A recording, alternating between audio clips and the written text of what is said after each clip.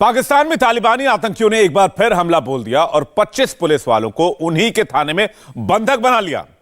ये आतंकी धमकी दे रहे हैं कि उन्हें अफगानिस्तान जाने का रास्ता दिया जाए, नहीं तो सभी पुलिस वालों समेत पूरे थाने को उड़ा देंगे, फूंक डालेंगे।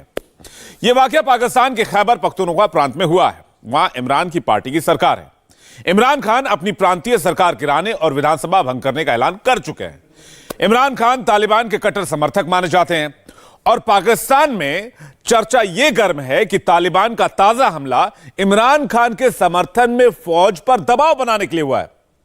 अगर यह सच है तो फिर पाकिस्तान को किसी और दुश्मन की जरूरत ही नहीं है।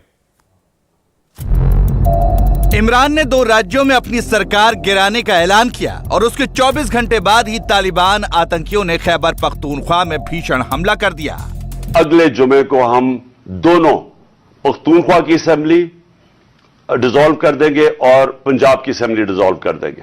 खैबर पख्तूनख्वा में दहशतगर्दी के बढ़ते हमलों को रोकना मुमकिन नहीं। बन्नू में सीटीडी कंपाउंड पर गुज़श्ता रोज हमले के बाद वहां मौजूद मुतअद्दिद अफराद को यरगमाल बना लिया गया था। खबर रसाई एजेंसी के मुताबिक दहशतगर्दों की तादाद तकरीबन 30 है। क्या इमरान खान तालिबान की मदद से जीतेंगे पाकिस्तान? खान साहब का नाम तालिबान खान था। खान साहब सिंपथाइजर थे तालिबान के साथ। They are originally requesting them to put the pressure on the establishment. जैसे जैसे आगे बढ़ेंगे इमरान, दलदल में धंसता जाएगा पाकिस्तान। दहशतगर्दी की नई लहर है, ये खतरनाक है। तारीखों पे तारीखें जो है ना, ये देना बंद करें, मुंह भी बंद करें, अवाम को चैन से रहने दें। महंगाई का 50 साला रिकॉर्ड टूट गया है। पाकिस्तान की एम्बेसी जो अमेरिका में है सेल की जा रही है। मेरा भी फॉरेन ऑफिस से ताल्लुक है तो हमें भी सैलरी नहीं मिलेगी। जिस तालिबान को पाकिस्तान ने सिर आंखों पर बिठाया था, उसी तालिबान ने पाकिस्तान को मिटा देने की कसम खा ली है। तालिबानी आतंकी डूरन लाइन के दूसरी तरफ यानी पाकिस्तान में घुसकर हमले कर रहे और पाकिस्तान के खैबर पख्तूनख्वा में पहले से कब्जा जमाए तालिबानी अंदर बैठे बैठे ही बम पटक रहे हैं। तालिबान की आतंकी करतूतें ऐसे वक्त में एकदम तेज हो गईं जब इमरान खान अपनी फौज और पाकिस्तान सरकार के खिलाफ जीने मरने की लड़ाई लड़ रहे हैं।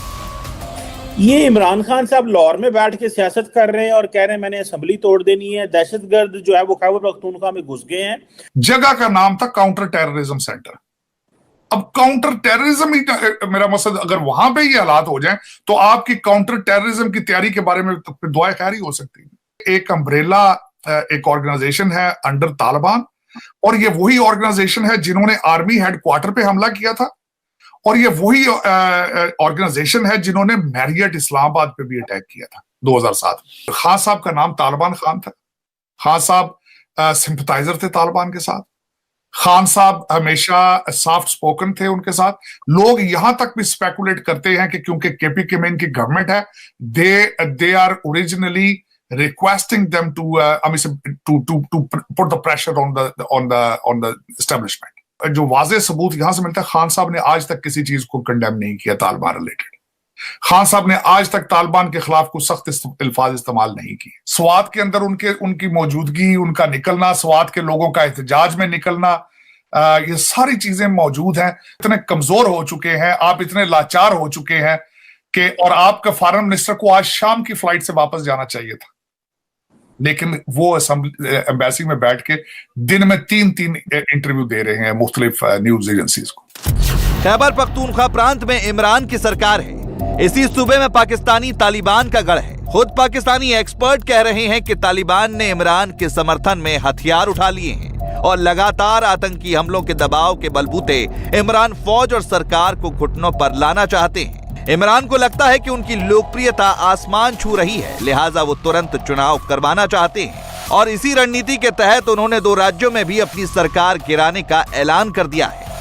हमने फैसला यह किया है कि हम अगले जुमे को, आज है हफ्ता, अगले जुमे को हम दोनों पख्तूनख्वा की असेंबली डिसॉल्व कर देंगे और पंजाब की असेंबली डिसॉल्व कर देंगे, और उसके बाद हम इलेक्शन की तैयारी करेंगे, और उसके बाद हमारी जो 100 गालिबन 23 सीटें हैं इस वक्त नेशनल असेंबली में, हम वहां जाके नेशनल असेंबली में जाके स्पीकर के सामने हम वहां खड़े होकर कहेंगे कि हमारे रेजिग्नेशन एक्सेप्ट करो।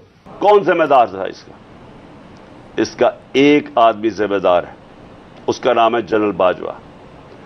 मैं इसके खिलाफ इसलिए नहीं बात करता था, आर्मी चीफ थे, क्योंकि वो फौज के ऊपर, फौज को बुरा नाम ना आए, इसलिए हम चुप करके बैठे रहे और ये सारे तमाशे देखते रहे। जो सारी साजिश हुई थी इसमें हम किसी को और को ना कहें, एक आदमी का फैसला करता है, वो था आर्मी चीफ उस वक्त के जनरल बाजवा। इन्होंने ये फैसला किया हमें हटाने का। इमरान के ऐलान के ठीक 24 घंटे बाद तालिबानी एक्शन में आ गए और खैबर पख्तूनख्वा सूबे के बन्नू इलाके में खून खराबा शुरू कर दिया। आतंकियों ने एंटी टेरर यूनिट को ही निशाना बना लिया। तालिबानी हमले में 4 पुलिस वाले मारे गए, 25 पुलिस वालों को तालिबानियों ने बंधक बना लिया और पूरे पुलिस स्टेशन को उड़ाने की धमकी दे रहे हैं। ये जो दहशतगर्दी की नई लहर है ये ख़तरनाक है और हर रोज़ हम शहीद हो रहे हैं। अल्लाह हमें इससे महफूज रखे। इस वक्त बड़े और मजबूत फैसले लेने की ज़रूरत है और वो ये हुकूमत ले नहीं पा रही क्योंकि इलेक्शन सर पर है, तो लिहाजा इलेक्शन की डेट पर मुत्तफिक होना ज़रूरी है, साथ बैठना ज़रूरी है और इलेक्शन ज़रूरी हैं ताकि बड़े फैसले किए जा सकें। बन्नू में जो हो रहा है, जो खैबर पख्तूनख्वा में आप देख रहे हैं दहशतगर्दी किस तरह, कितने वाकयात हो रहे हैं, उसके ऑलमोस्ट हर रोज हो रहे हैं, उसमें क्या हम ये चाहते हैं कि केपी असेंबली ना हो? तो क्या इस वक्त केपी में असेंबलीज डिसॉल्व करके इलेक्शंस होने चाहिए जिस तरह का माहौल है वहाँ? आतंकियों को पालने वाले पाकिस्तान पर जब खुद आतंक की मार पड़ती है तो वो पूरी दुनिया में भारत भारत चिल्लाने लगता है।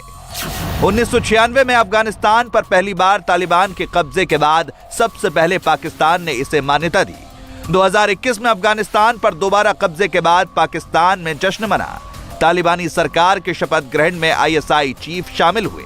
सबसे बड़े विपक्षी नेता इमरान खान खुद तालिबान के सबसे बड़े समर्थक हैं। लेकिन जब इसी तालिबान ने पाकिस्तान को मारना शुरू किया तो पाकिस्तान सरकार भारत पर आरोप लगाने लगी। अफगानिस्तान और इंडिया आपको पता है कि साथ साथ हैं और दोनों के ताल्लुकात आजकल बेहतर हो रहे हैं, पहले बेहतर नहीं थे। अफगानिस्तान के अंदर 20 प्रोजेक्ट शुरू किए थे इंडिया ने, जो कि तालिबान की हुकूमत की वजह से बैकअप कर गया इंडिया और उन्होंने वो मतलब मना कर दिया, नहीं की। अब दोबारा उन प्रोजेक्ट्स को रीस्टार्ट करने जा रहे हैं इंडिया। आपको क्या लगता है क्या वजह? वो ये चाह रहे होंगे कि 2 मुस्लिम कंट्रीज के जो मामलात हैं वो खराब हों, ये भी पॉसिबिलिटी हो सकती है। आपको क्या लगता है क्यों हो रही है? क्योंकि इंडिया अपनी इकोनॉमी बढ़ाने के लिए किसी के साथ भी हाथ मिला सकता है। एक तो ये, दूसरा ये कि क्या पता वो चाहता हो कि 2 मुस्लिम कंट्रीज में कन्फ्लिक्ट हो आपस में। मतलब पाकिस्तान और अफगानिस्तान के दरमियान कॉन्फ्लिक्ट के लिए इंडिया दरमियान में पड़ा। हाँ जी ऐसा ही है। बाकी मुल्क अपनी जो है ना तिजारत में कोई चीज कॉम्प्रोमाइज नहीं करते, इकोनॉमी में कॉम्प्रोमाइज नहीं करते, हम क्यों कर रहे हैं? ऑब्वियसली पॉलिटिशियंस का ही मसला है, तभी ऐसा हो रहा है। आई थिंक उनका यूनिटी का ही है कि उन लोगों के अंदर यूनिटी है और वो द थिंग इज कि पॉलिटिक्स अपने पब्लिक को समझते हैं, पब्लिक अपने पॉलिटिक्स को समझती है, तो एक यूनिटी के साथ चला जा रहा है। और इंडिया को सिर्फ अपनी मुल्क की तरक्की से लेना देना है। उनको ये नहीं है कि हमें यहाँ झुकना पड़ा है तो हम नहीं झुकेंगे। उनको झुकना भी पड़ा, वो झुक रहे हैं। पाकिस्तान से भी दोस्ती करनी पड़े, वो कर लेंगे कि यार हम स्टेबल हो। हाँ, उनको बस अपनी इकोनॉमिक स्टेबिलिटी से ही मसला है कि हमें स्टेबल होना है, हमें आगे बढ़ना है। उनके लिए ईगो इतना बड़ा मसला नहीं, हमारे लिए है। हमारे सियासतदानों के आपस में लड़ाइयाँ नहीं खत्म होती, हमारे में ही आपस में लड़ाइयाँ खत्म नहीं होती कि ये अच्छा है वो बुरा, ये अच्छा है वो। अफगानिस्तान की ओर से लगातार हमले और बॉर्डर के अंदर से ही फैल रहा आतंकवाद, ये सब ऐसे माहौल में हो रहा है जब पाकिस्तान की इकोनॉमी करीब करीब गर्त में जा चुकी है। पूरी दुनिया में कटोरा लेकर घूमने के बावजूद ना तो बिलावल भुट्टो को और ना ही शहबाज शरीफ को नई खैरात मिल रही है। वज़ीर खजाना शौकत तरीन ने कहा है कि महंगाई का 50 साला रिकॉर्ड टूट गया है। पाकिस्तान को मौशी गड़े से निकालने के लिए रिकवरी प्लान बना रहे हैं। मौलाना फजल रहमान ने भी मुकर्रर इरशाद फरमाया कि दलदल में फंस चुके हैं, निकलने की कोशिश कर रहे हैं। दलदल में आदमी धंस जाए ना तो उसको निकलने के लिए हाथ पांव नहीं मारने चाहिए, क्योंकि इस तरह डूबने का प्रोसेस जो है वो तेज हो जाता है, एक्सेलरेट हो जाता है। किसी सेवियर का इंतजार करें और मुझे नहीं लगता इनको को सेव करने के लिए आएगा। क्या कह रहा था ये इसहाक डार कि मैं आंखों में IMF के यूं बात करूंगा, डॉलर को मैं डंडा दिखाऊंगा। किधर गया सारा कुछ? बड़ी अलार्मिंग खबर है कि रोजगार के लिए बैरून मुल्क जाने वाले अफराद में 3 गुना इजाफा हुआ है और इसमें ज्यादातर अफराद तालीम याफ्ता है। 3 गुना नहीं, आप यकीन करो ये 30 गुना होगा, ये 60 गुना होगा, 3000 गुना होगा। और मुमकिन है आपका पार्लियामेंट, खुर्शीद शाह साहब की जो फेवरेट है ना पार्लियामेंट, वो भी हो जाए खाली। हाल थोड़ी है इस मुल्क में, हर बंदा, मैं खुद ढीठ हूं, कई बार सोचने के बाद मेरी हिम्मत नहीं पड़ती। 9 दिसंबर को वर्ल्ड एंटी करप्शन डे मनाया गया है, लेकिन पाकिस्तान में नहीं मनाया गया। बहुत अच्छा किया है। पाकिस्तान में अगर मनाते ये डे तो उस पर जो अखराजात आते उसमें भी करप्शन होती। करप्शन डे नहीं, पाकिस्तान में डेकेड ऑफ करप्शन, 10 साल अशरा करप्शन। पाकिस्तान की हालत तो यह है कि खर्च चलाने के लिए उसे अमेरिका में अपने दूतावास की पुरानी बिल्डिंग बेचनी पड़ रही है। अमेरिका समेत कई देशों के अपने दूतावासों में पाकिस्तानी कर्मचारियों का वेतन कई महीने से बकाया पड़ा है। खुद पाकिस्तानी विदेश मंत्रालय के एक कर्मचारी ने कैमरे के सामने ये सच बयान किया है। पाकिस्तान के लिए एक बहुत बुरी खबर, पाकिस्तान की एम्बेसी जो अमेरिका में है $60 लाख में सेल की जा रही है। पाकिस्तान के मुश्किल हालात पाकिस्तान को सेल होने पर मजबूर कर देंगे। हालात फिलहाल तो पाकिस्तान के कोई नज़र नहीं आ रहे। तो और बात आपने की जो फॉरेन ऑफिस अमेरिका के अंदर है बंद करने की, 210 मिलियन इससे कम नहीं मिलेगी, मतलब $2 करोड़ से कम नहीं मिलेगी। तो इनके पास माशाल्लाह पैसे वैसे शुरू से ही नहीं है, तो इकॉनमी वैसे पाकिस्तान की डाउन आ रही है। तो ये अब जो 6 माह की पेंडिंग पड़ी है ना, वो ये अपनी उनको सब सैलरीज देंगे और चुप करके फॉरेन ऑफिस वापस कर जाएंगे। न्यूज़ तो कल ही है, ये कल के परसों आई है कि भाई गवर्नमेंट जो है इस मंथ लोगों को सैलरीज नहीं दे पाएगी।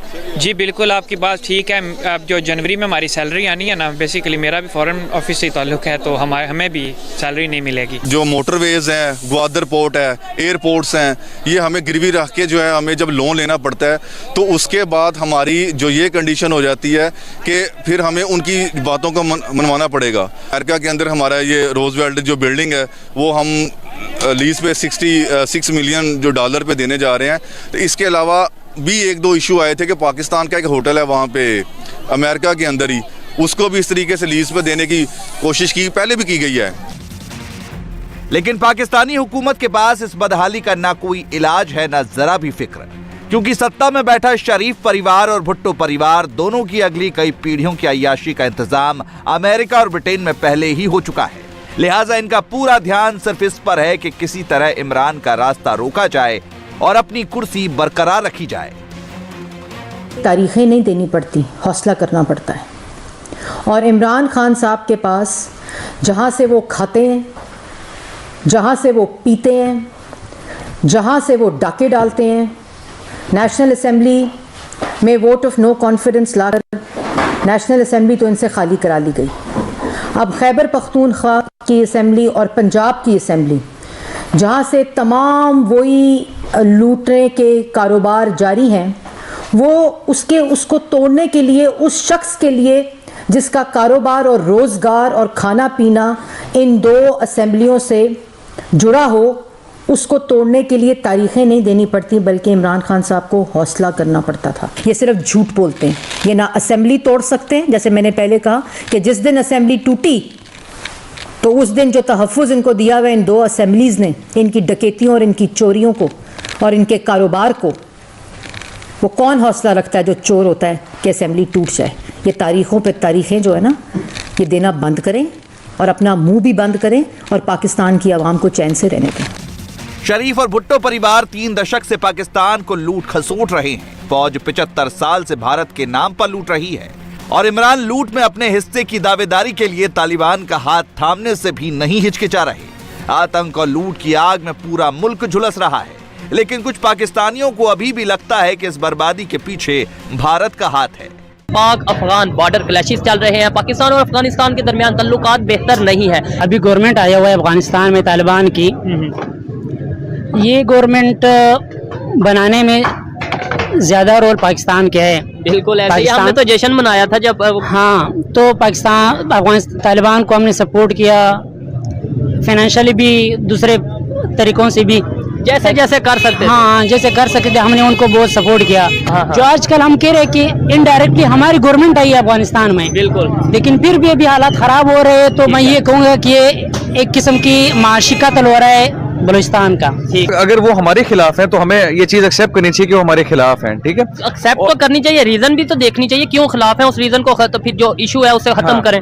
देखिए रीजन बेशुमार हैं। अगर मैं आपसे पूछूं उसामा बिन लादेन यहाँ से क्यों पकड़ा गया, हमारी एजेंसीज क्या कर रही थी, क्या जवाब होगा? यार ये तो पकड़ने वालों को पता है, मुझे तो नहीं उसका अंदाजा इतना को खास। पहले हमारे रिलेशन क्यों ठीक थे, क्यों बेहतर थे, क्यों हम कहते थे अफगानिस्तान तो हमारा ब्रदर है, तो ब्रदर, लेकिन मुल्क की हालात की वजह से ना हमारी वो जो इकोनॉमी है वो बैठ गई है स्मगलिंग की वजह से। अच्छा। इस वास्ते ये मामला परेशानी का सबब बना हुआ है। ठीक है। खैबर पख्तूनख्वा में तालिबानी हमला साफ इशारा है कि जब तक शरीफ सरकार चुनाव की तारीखों का ऐलान नहीं करती तब तक तालिबानी इमरान का नाम लेकर बम पटकते रहेंगे और कुर्सी के इस खौफनाक खेल में आम पाकिस्तानी मरता रहेगा। इंडिया टीवी हर वक्त हर जगह डाउनलोड करने के लिए सर्च करें India TV news Google play store या ऐप स्टोर पर।